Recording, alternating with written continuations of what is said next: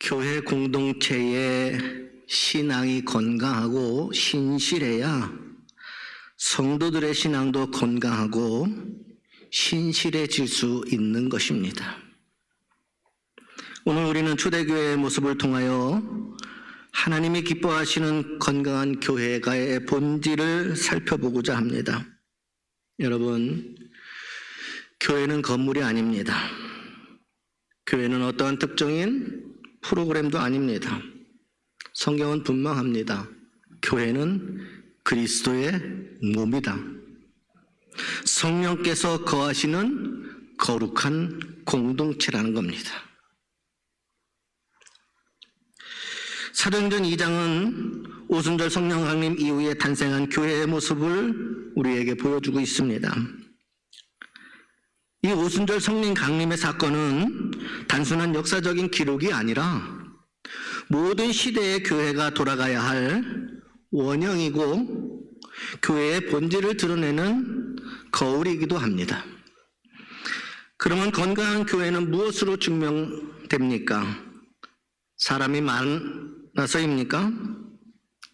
멋지고 좋은 건물, 그것이 커서입니까? 또한 물질의 풍족함과 재정의 풍성함에 있습니까? 아닙니다. 하나님은 그러한 것을 건강한 교회라고 말씀하신 적이 없습니다. 성경은 다른 기준을 제시합니다. 오늘 본문이 건강한 교회의 세 가지의 표지를 분명하게 드러내 보여주고 있습니다. 그래서 세 가지의 건강한 교회의 오늘은 첫 번째 내용을 가지고 여러분들과 은혜의 자리로 나아가기를 소망합니다. 여러분, 건강한 교회는 하나님의 말씀 위에 세워진 교회입니다. 그들이 사도의 가르침을 받아 이렇게 말씀이 시작합니다. 초대교회의 첫 번째 특징은 말씀이 항상 중심이었다라는 겁니다. 그들은요, 눈에 보이는 세상적인 기적을 쫓지 않았습니다. 기적이 필요하지 않다라는 게 아니에요. 그들은 항상 말씀이 중심이었고 눈에 보이는 세상적인 기적을 쫓지 아니하였고 사람의 감정에 머물러 있지 않았습니다. 그들은 사도의 가르침, 즉 하나님의 말씀에 모든 소망이 있음을 믿었고 그 믿음으로 자신을 헌신했습니다. 이것이 교회입니다. 교회는 말씀으로 시작되었고 말씀으로 유지되며 말씀으로 완성되기 때문인 것입니다. 종교개혁자 마틴 루터는 이렇게 이야기합니다. 교회는 하나님의 말씀으로 태어나서 말씀으로 살아가며 말씀 안에서 개혁이 되어진다, 이렇게 고백을 했어요. 여러분,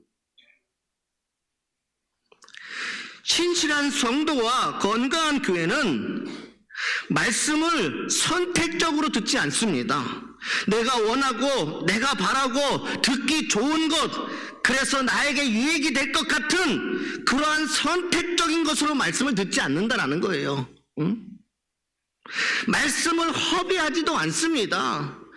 저거는 좋은 것, 이거는 별것 아닌 것, 이거는 지켜야 되는 것, 이거는 안 지켜도 되는 것, 그렇게 말씀 허비하지 않습니다. 여러분, 건강한 교회 신실한 성도는요, 모든 말씀, 이 모든 말씀을 하나님께서 주신 것으로 받아들이는 거예요. 때로는 나를 찌르고 나를 아프게 하고 내 죄를 드러내고 내가 저질렀던 수없이 많은 악행을 깨닫게 하는 모든 것들조차도 마찬가지입니다. 모든 말씀을 하나님이 내게 주신 것으로 받아들이는 게 말씀인 거예요. 그러한 신앙, 그러한 성도, 그러한 교회가 건강한 겁니다. 여러분, 오늘 말씀의 바다라고 하는 이 단어는요, 사도의 말씀을 받았다라고 하는데, 이 받아라고 하는 단어는 단순히 듣는 것이 아니라 붙들고 지속적으로 머무는 것을 의미합니다. 그러니까 이 받았다라고 하는 것은 하나님의 말씀을 붙잡고 있다라는 거예요. 더 나아가서 지속적으로 말씀 안에 머물러 있는 것을 받아, 이렇게 이야기하는 거예요. 하나님의 말씀을 온전히 붙잡고 있고 말씀 안에 머물러서 하나님을 의지하고 있다는 겁니다. 여러분, 왜 그렇습니까? 말씀은 지식이 아닙니다. 왜 붙잡고, 왜 말씀 안에 머물러야 되냐? 말씀이 생명이기 때문인 것입니다. 생명이기에 그곳에 내가 있어야 내가 사는 겁니다. 그리스도인으로 살아가게 하는 능력이 말씀이에요, 여러분. 말씀이 근거가 되어 내 삶의 능력이 되는 겁니다. 그 주신 말씀 붙잡고 나아갈 때 하나님의 능력이 나타나는 겁니다. 다른 곳에 있지 아니하다라는 이야기입니다. 디모데후서 3장 16절에서 17절에 모든 성경은 하나님의 감동으로 된 것으로 교훈과 책망과 바르게 함과 의로 교육하기에 유익하니, 하나님의 감동으로 되어졌다는 거예요. 시작이 교훈, 책망, 바르게 함, 의로 교육하기에 유익하고, 잘 들으세요. 이는 하나님의 사람으로 온전하게 하여, 온전해지는 것은 말씀이라는 거예요. 하나님의 사람으로 여러분이 온전해지는 건 다른 데 있지 않습니다. 말씀에 있다는 거예요. 말씀이 그렇게 나를 세우는 거예요. 온전하게 하여 모든 선한 일을 행할 능력을 갖추게 하려 함이라. 모든 선한 일을 할 수 있는 능력도 어디에 있었느냐? 말씀에 있는 거예요. 말씀. 그러니 우리 그리스도인들은요, 좀 죄송한 얘기지만 딴 것에 목숨 거는 인생 되지 말고 말씀에 목숨 걸어야 됩니다. 그러면 능지 못할 일이 없게 되는 겁니다. 그러므로 건강한 교회는 성경의 모든 권위를 인정하는 교회입니다. 또한 교회가 건강하려면 기준이 분명해야 되는데, 그 기준이 바로 무엇이냐? 말씀입니다. 여러분, 신앙도 기준 아니에요. 믿음도 기준 아니에요. 우리는 그것이 기준인 것처럼지만 신앙과 믿음이라는 것은 말씀 안에서 우리에게 주시는 것이지 그게 기준이 아니에요. 누가 얼마큼 믿음이 좋고 누가 얼마큼 신앙으로 잘 사는지 하나님이 아실 문제지. 교회가 건강하려면 기준이 분명해야 되는데 그 기준은 다른 곳에 있잖아요. 아, 저 사람 믿음 좋네. 믿음 좋은 사람들이 모였기 때문에 교회가 건강해집니까? 아니에요. 말씀에 세워졌기 때문에 교회가 건강하고 신앙이 건강한 거고 믿음의 능력이 되는 겁니다. 그러면 교회가 왜 말씀 위에 서야 합니까? 왜 우리는 끊임없이 말씀으로 돌아가야 합니까? 그 이유는 단순합니다. 말씀이 교회의 심장이기 때문이라는 거예요. 심장. 심장이 없는 몸뚱아리는 껍데기뿐인 아무것도 아닌 것이 되는 거죠. 여러분, 심장이 멈추면 모습은 그대로 있어도 생명은 사라진 겁니다. 건물은 남아있고 예배 형식은 유지되고 모임은 계속될 수 있습니다. 그러나 말씀의 박동이 약해지고 그 말씀이 멈추어지면 교회는 서서히 영적 호흡을 잃어갑니다. 더 이상 영적인 능력이 나타나지 않습니다. 믿음의 능력도, 기도의 능력도, 삶의 능력도, 이 모든 것이 영적인 능력인 거예요. 말씀이 기준이 되지 않으면 여러분의 헌신, 여러분의 열심은 방향을 잃어버려요, 여러분. 그래서 뭔가 열심히 하는데 그 열심 때문에 시험 들고 상처받는 경우가 얼마나 많은지 몰라요, 여러분. 말씀이 없는 열심은 자기 고집이에요, 자기 고집. 이렇게 해야 맞고 저렇게 해야 맞고 말이에요. 말씀이 기준되지 않으면 열심은 방향 잃어버립니다. 불은 뜨겁지만 어디로 번질지 모르는 불길처럼 말씀 없는 열심은 결국 사람을 태우는 광기가 될 수 있어요. 얼마든지 말씀이 빠진 그 교회와 신앙 안에 사람을 태우는 광기가 일어납니다. 그래서 찌르고 넘어뜨리고 상처 주고 교회 안에서 서로 죽이고 내 의가, 내 뜻이 말씀이 사라진 곳에 내 생각과 내 판단과 내 모든 것들이 우리의 모든 방향을 잃어버린다는 겁니다. 말씀이 뿌리가 되지 않으면 십자가의 사랑도 오래가지 못합니다. 눈물을 흘릴 수는 있어요. 때로 감동받을 수도 있어요.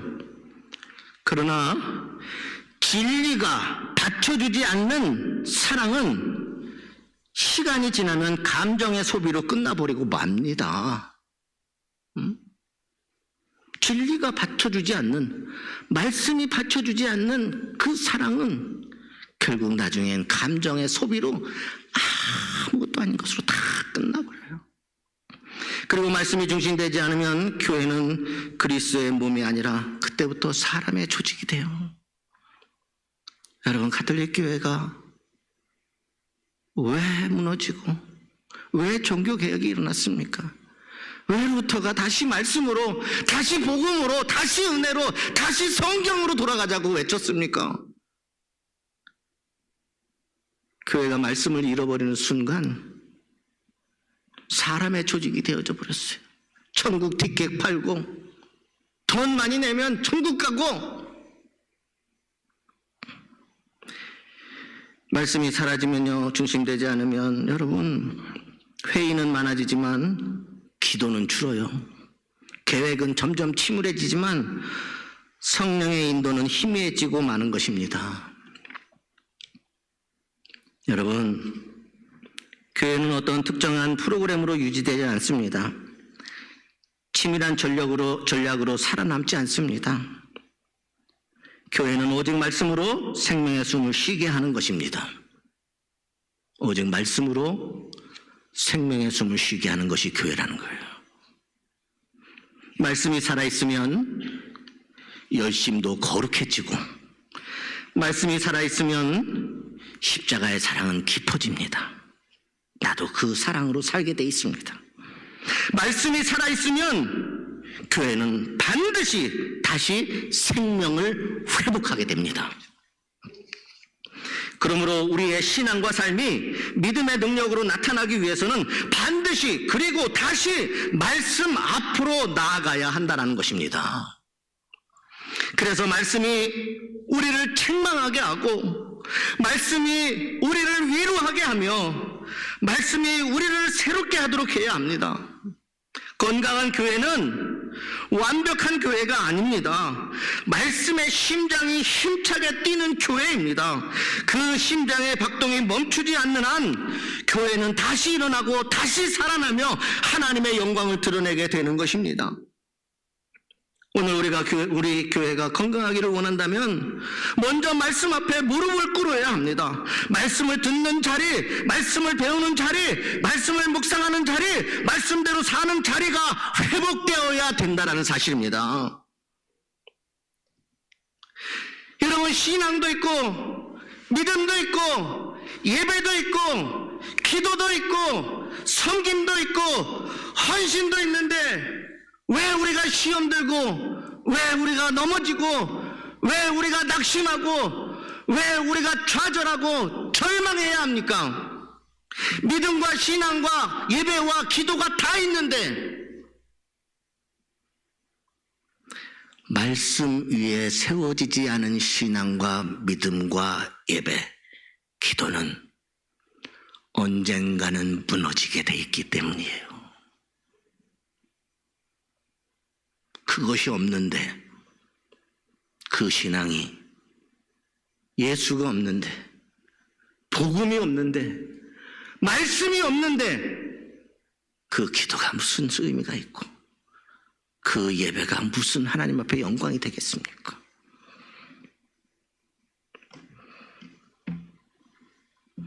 여러분, 우리가 다시 말씀 앞으로 나아가 무릎을 꿇을 때 하나님은 저와 여러분을 위하여 반드시 일하십니다. 말씀은 단순히 글이 아니라 살아계신 하나님의 능력이기 때문입니다. 성경은 말합니다. 히브리서 4장 12절, 하나님의 말씀은 살아있고 활력이 있어 좌우의 날선 어떤 검보다 예리하여 혼과 영과 및 관절과 골수를 찔러 쪼개기까지 하며 또 마음의 생각과 뜻을 판단하나니. 모든 것이 하나님의 말씀 안에 있다는 거예요. 말씀이 살아있고 활력이 있고 검보다 예리하고 혼, 영혼, 관절, 골수 쪼개며 마음, 생각, 뜻 모든 것을 판단하는 게 말씀이라는 거예요.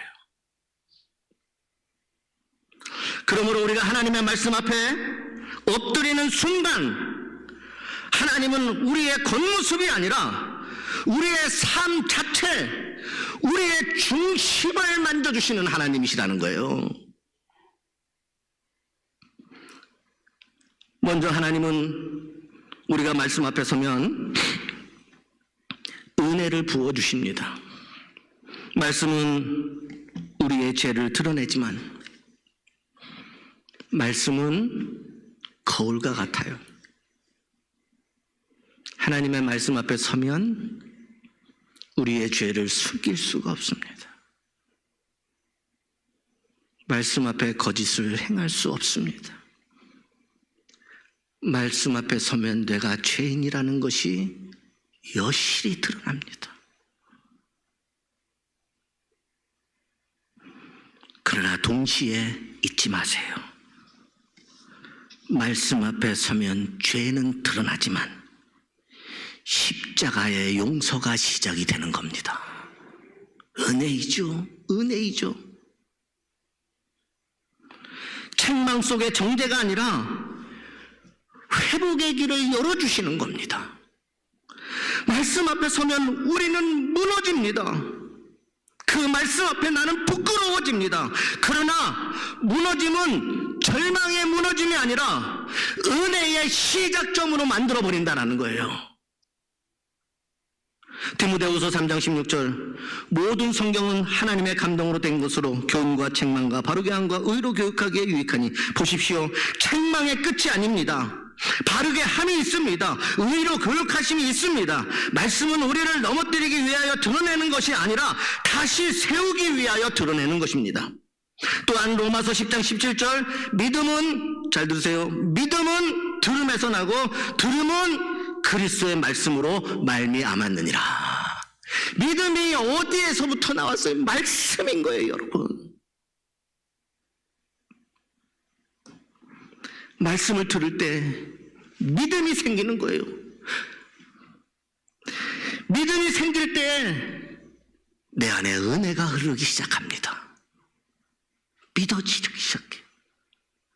그리고 내 안에 하나님의 부어주시는 그 은혜가 내 마음을 다스리고 붙잡으시는 거예요. 자기를 의지하던 사람이 말씀을 통하여 하나님을 의지하게 되고, 이게 은혜라는 거예요.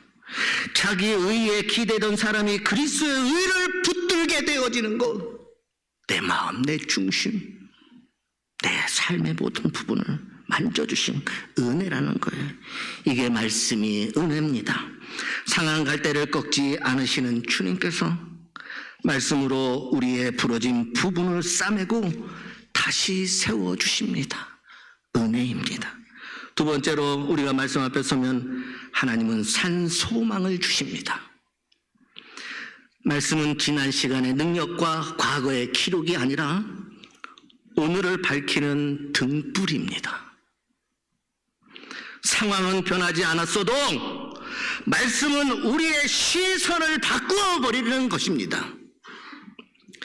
로마서 15장 4절, 무엇이든지 전에 기록된 바는 우리의 교훈을 위하여 기록된 것이니 우리로 하여금 인내로 또는 성경의 위로로 소망을 가지게 함이니라.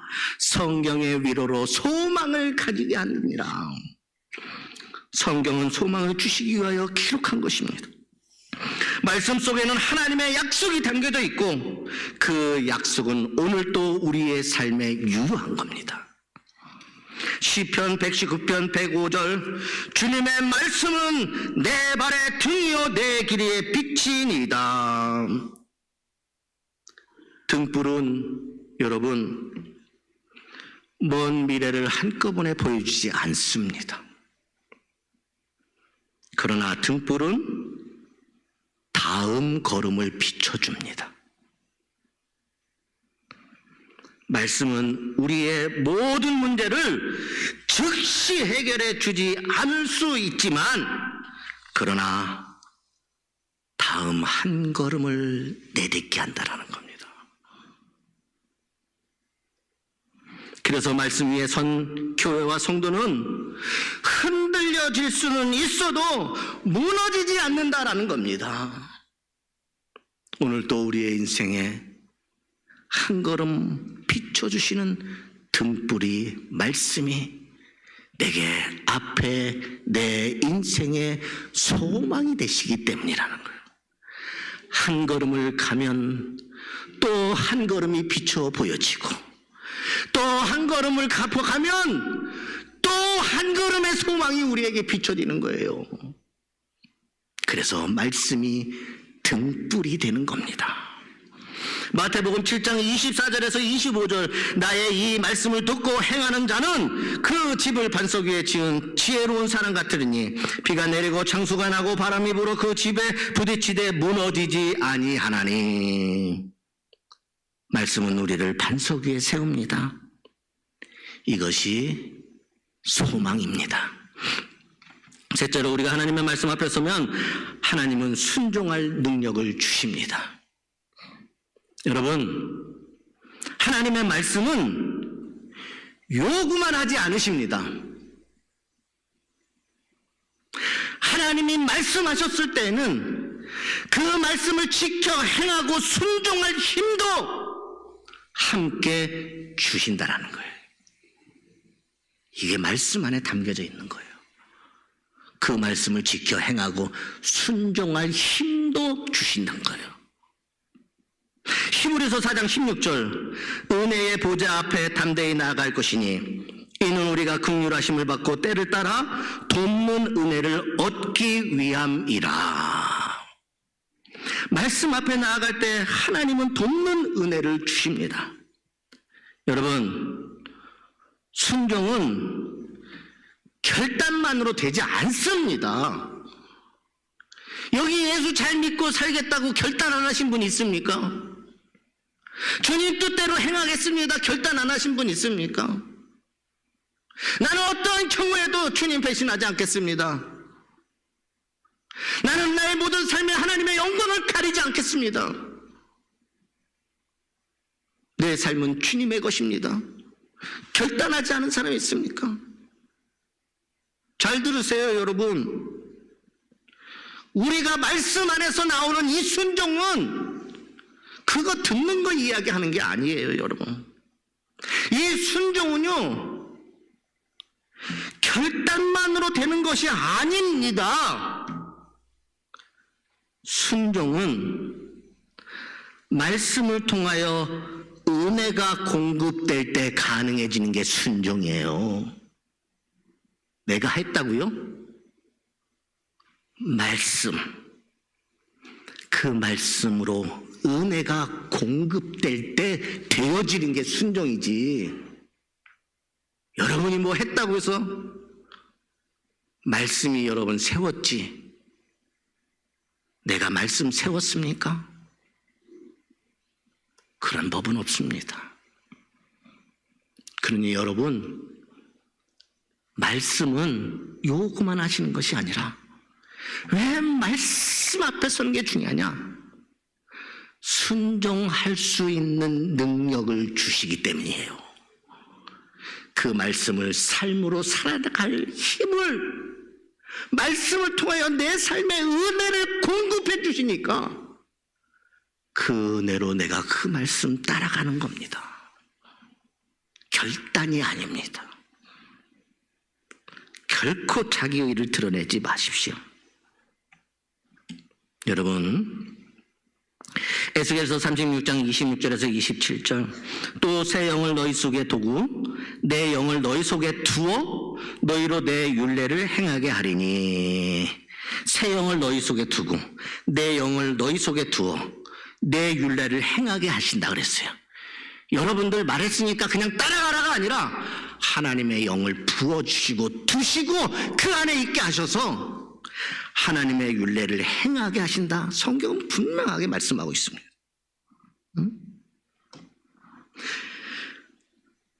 하나님은 명령만 하시지 않습니다.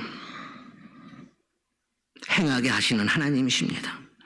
성령께서 말씀을 통해 우리 안에서 역사하시기 때문이라는 거예요. 성령께서 우리 안에서 역사하시기 때문에 행하는 겁니다. 그리고 야고보서 1장 22절, 너희는 말씀을 행하는 자가 되고 듣기만 하여 자신을 속이는 자가 되지 말라, 이렇게 말씀하고 있어요. 말씀은 듣는 데서 끝나지 않습니다. 삶으로 이어질 때 능력이 되어지는 것이죠. 그렇게 살지도 않는데 어떻게 말씀이 능력이 될 수 있습니까? 살아가야, 살아내야, 말씀 지켜야, 말씀대로 행하야 그 말씀이 능력이 되어지는 겁니다. 아멘 좀 하세요. 힘들어 죽겠어요. 아멘도 안 하고 말이야. 오늘 얼마나 중요한 말씀인데요. 이 가장 신앙의 핵심이고 중심이고 기본이고 방향인 거예요. 신앙도 믿음도 헌신도 예배도 이 말씀이 존재하지 않는 것은요, 다 껍데기뿐이라는 거예요. 껍데기는 언젠가 드러납니다. 말씀이 살아있는 사람은 넘어질 것 같지만 말씀이 그 인생 붙잡아내는 겁니다. 그게 하나님의 능력인 거예요.